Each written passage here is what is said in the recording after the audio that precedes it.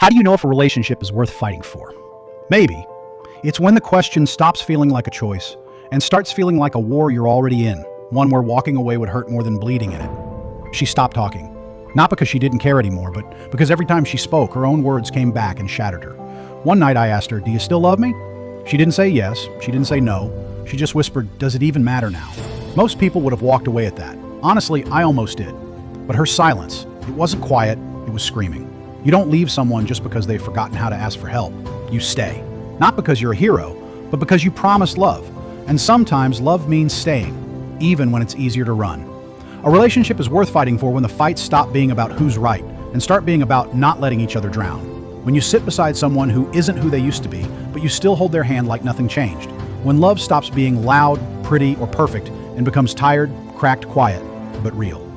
One night she looked at me, eyes red, voice broken, and asked, "Why are you still here?"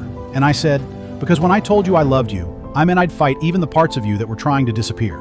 So if you're wondering if it's worth it, ask yourself, are you still in love with them, or just the version of them that was easy to love? Because real love, it stays, it fights, it hurts, it forgives.